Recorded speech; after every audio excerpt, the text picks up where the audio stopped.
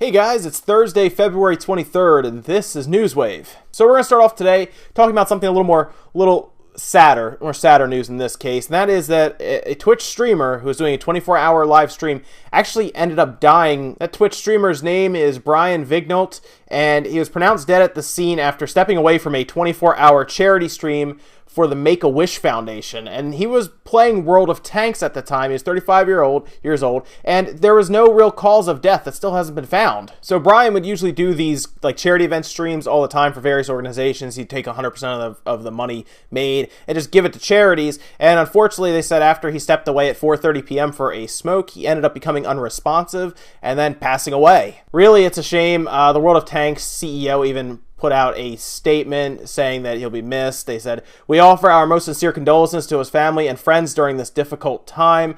And that is really tough. And after that, actually, Twitch put out just a statement on how to be healthy when you stream, just to make sure people are, getting enough water, eating, and mostly getting up and moving around after every so often, every hour or so, just to keep circulation going and everything. But really right now the cause are still unknown, so it's kind of still out until we find out. Maybe it was something pre-existing, or really who knows at this point. But Twitch did want to at least make sure that their streamers are taking the right precautions to make sure that they are healthy. Today we also found out that Star Ocean Till the End of Time, one of the more popular Star Ocean games back on the PS2, is actually coming to the PS4, but only in Japan right now. This is going to happen later on this year in 2017. This is only going to be a download-only title right now. It's going to be part of the Square Enix Ultimate Hits HD series. They'll be releasing a couple different games from their collection that were mostly, I think, PS2, maybe PS1 as well. It's going to actually use the PS4's PS2 emulator that will also let it do things like upscale it, up-res it, so that it looks really nice on, at least as well as they can. Obviously, there's still PS2 polygons and everything, as well as they can to make it look good on like a big 65-inch flat screen. Like I said, right now, it's just come in Japan. We're hoping that it does make its way over to the United States and other parts of the world, because that was a good Star Ocean, minus a very big twist that was kind of in the game that may have damaged a lot of people's perceptions of the Star Ocean universe. But outside of that, it was a pretty good game, especially compared to a lot of the Star Ocean games we have been getting recently, which are not very good. So I'm hoping that this does well and gets eventually ported over here, released in the United States and other places in the world as well. And we had another indie game announced today that's coming to the Switch, the PS4, and the PC, and this is from the people who made Towerfall. They're creating a game called Celeste, and it looks really cool. It's like a 2D platformer, has some feel to like Super Meat Boy. Looks like a very, very tough platforming game, but it looks really rewarding and fun as well. They said it's coming to these three systems, like I said, PC, Switch, PS4. Should be sometime later on this year. We don't have an exact release date yet, but it looks really cool. It's just another indie game to add to the Switch's collection, the PS4's collection, and then obviously the ever-growing Steam library of indie games. And I talked about this a little bit yesterday. I just wanted to just touch on this again. GameStop does appear to be getting Switch units for walk-in customers on release day, so keep that in mind if you're concerned that you won't be getting one because you did not pre-order. There's a chance that your GameStop will have them for walk-ins, but I will tell you now, if that GameStop is also having a midnight release, they will be picked up at midnight. So double check, see if you can get in there at the midnight release and line up, I guess, early if you don't have it pre-ordered yet, and you should hopefully be able to get one as a walk-in customer, hopefully that night. Now, the word is GameStop got a second shipment that they're going to use just for walk-ins. They won't have them pre-ordered, and you hopefully can get one if you get there early enough, so we'll see. And the next story seems pretty popular on YouTube right now, and this is, of course, the Jim Sterling versus Digital Homicide case that took place. And fortunately for YouTubers, reviewers, commentators, everyone, the case was thrown out and Jim Sterling pretty much won. So what happened was Jim Sterling made a review on one of their games a while ago, actually, and said it was, like the worst game, and it wasn't a good game at all, basically. And of course, Digital Homicide comes back and said, hey, you're being slanderous, you're not taking a big look at our game. And of course, Jim Sterling is doing this for hyperbole and everything to make it entertaining.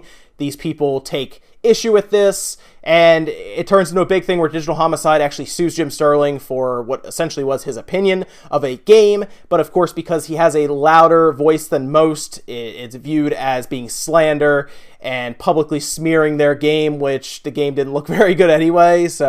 But they go back and forth there. It turns out that every time they try to do this, the judge just threw it out saying, it's free speech. He's allowed to do this. And really, if this had gone the other way, because Digital Homicide 1 sued him for like $10 million, which would have obviously ruined it would have ruined anyone. It wouldn't even matter if it was Jim Sterling, whoever. It probably would have ruined most of us, obviously, because it's $10 million. But what happened here is he threw it out, the judge did. So at this point, it's a case that can be looked back on for future cases, and really it's great because free speech is protected there, obviously. It's a big deal for reviewers because if you can be sued just for giving an opinion about a game, that's a big problem. Now, keep in mind, Digital Homicide did not help their own case, literally, by doing things like going out and trying to sue 100 Steam reviewers on the user reviews. So Steam kicked them off right away for that because that's just stupid. So yes, Digital Homicide, you did not help yourself at all here. It's great to see that you lost this case because it's ridiculous that you would sue anyone over an opinion on a game that was made for entertainment purposes.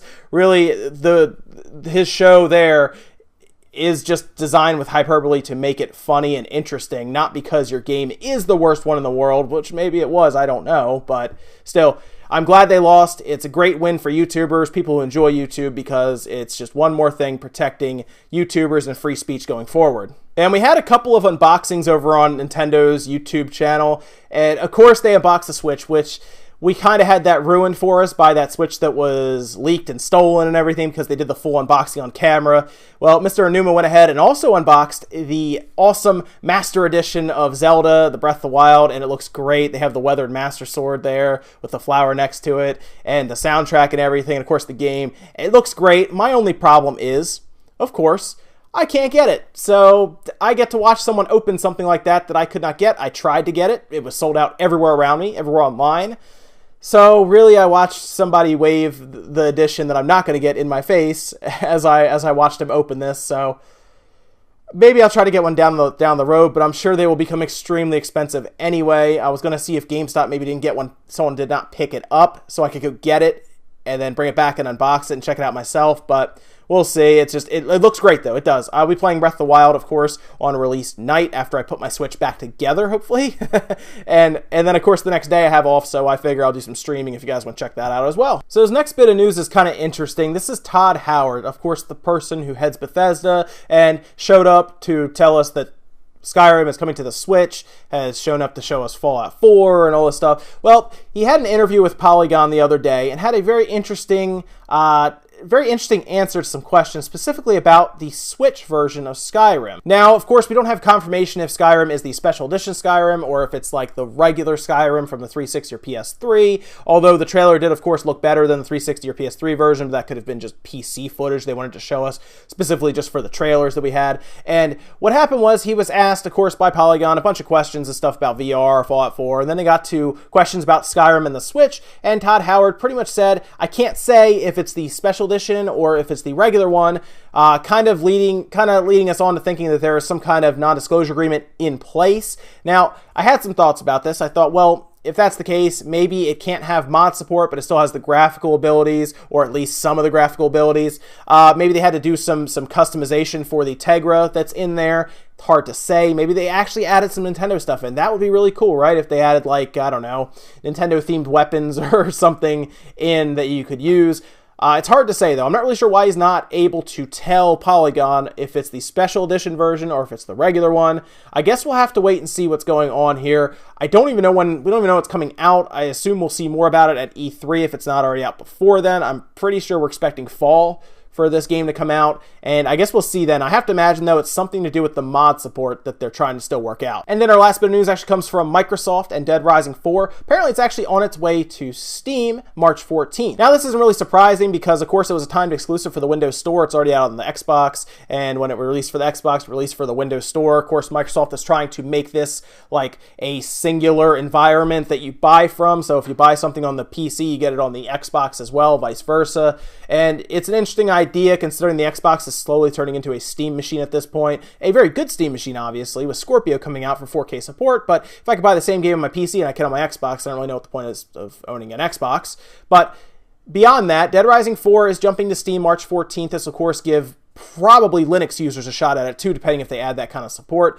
but of course Steam does try to push the Linux Steam OS along also for any of its releases. We'll have to see for that, but yes, Dead Rising 4, if you don't want to bother with Windows Store or anything like that, it will also be on Steam March 14th. That's it for Newswave today, guys. Make sure you comment, like, subscribe, all that good stuff. Let me know what you think about any of the stuff we talked about today, whether it's the Jim Sterling versus Digital Homicide case. Maybe you're hoping that Star Ocean does make its way over here for the PS4 from Japan, since right now it's only on Japan. Also, let me know what you think about GameStop or even the Mass Effect themed Cards Against Humanity. If you're going to get those, that'd be great. Or maybe you were trying to figure out also if that is a Skyrim Special Edition or just regular Skyrim on the Switch. Let me know down in the comments below, guys. I will see you next time.